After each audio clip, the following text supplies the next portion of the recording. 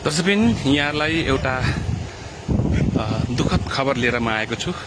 यो बराक क्षेत्र नगरपालिका, यो बराक क्षेत्र यही मन्दिरको नामबाट यो बराक क्षेत्र नगरपालिका नाम रहेको र यो तीर्थस्थल बराक क्षेत्रमा चाहिँ यहाँनिर अहिले आज बिहानै 8:30 बजे यहाँनिर चाहिँ इटरीबाट महाभन्जा आएर यो सप्तकोशी, यो कोका र सप्तकोशीको सङ्गममा नुहाउँदाखेरि उहाँहरू दुवैजना अहिले यहाँबाट बगेर बेपत्ता हुनुभएको छ। उहाँहरू चाहिँ जिल्ला खोटाङ केपिलासगढी 4 बस्ने नन्दराज बास्तोलाको छोरा वर्ष 40 को नवराज बस्नेत हुनुहुन्छ।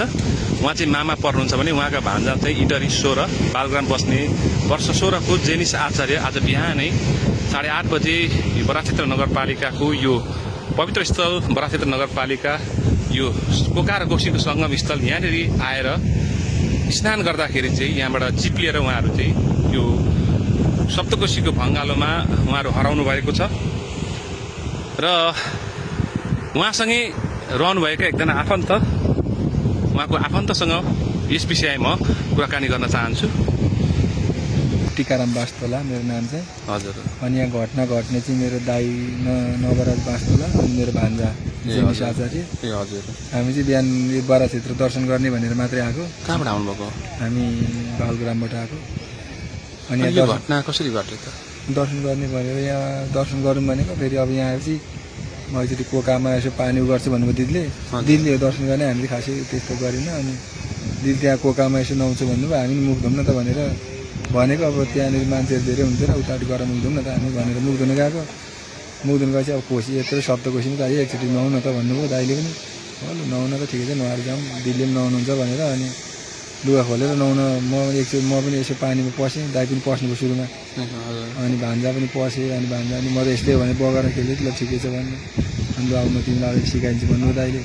उहाँलाई पौडी खेल्न आउँथ्यो? दाइले त हामी अलिअलि खेल्छौँ नि खोला। तपाईँको दाइलाई चाहिँ आउँथ्यो, भान्जालाई आउँदैन? भान्जालाई पनि आउँदैन। अनि एकछिन खेल्दै हुनुहुन्थ्यो। खेल्नु पनि भएको होइन, त्यो छेउमा यस्तैमा गर्दै हुन्थ्यो। त्यो उता गहिरो रहेछ। भान्जा गहिरोतिर जाँदैन भनेर दाइले उता छेकेर यता ल्याउनु भएको। यता आइसक्नु भएको थियो, निस्किसक्नु भएको थियो। फेरि उता जानु बाँस दिएको हतार बाँस पनि दाइले त सामान भ्याउनु पनि हुन्थ्यो। फेरि भान्जालाई छोडेर म एक्लै भन्नुभयो के भन्नु, अनि सामान भएन, भेट्नु भएन, बाँस भेट्नु भएन। अनि त्यसपछि यता आउँदा यहाँ माथि ढुङ्गासम्म देखिरहेको थियो भान्जा। यो बिहान 8:30 बजीको घटना हो? सायद 8:30 भएको थियो। तपाईँ, दिदी, दाजु अनि भान्जा आउनु भएको थियो? हजुर। अच्छा, भेटेको छैन है?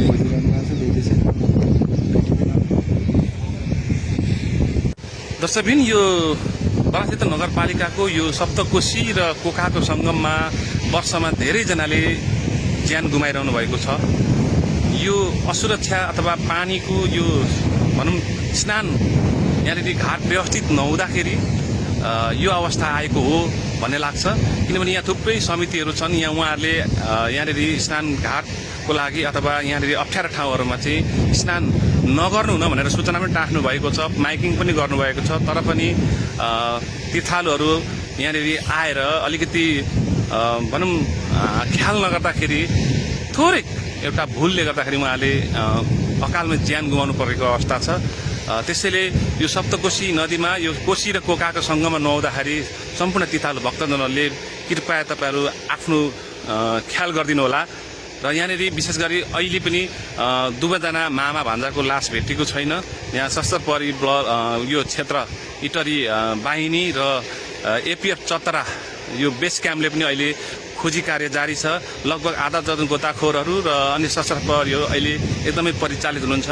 उहाँहरूले एकदम यो जनताको एउटा भनौँ एउटा उहाँहरूलाई भेटाइन्छ कि भन्ने एउटा झिनो आशले उहाँहरू खोजिरहनु भएको छ। अहिलेसम्म म तपाईँहरूलाई यो लगातार अपडेट दिनेछु भन्ने एउटा अपेक्षासहित म अहिले यहाँबाट यो कोका र सप्तकोशीको सङ्गमबाट बिदा हुन्छु। हस्त नमस्कार, हामीसँगै रहनुहोला।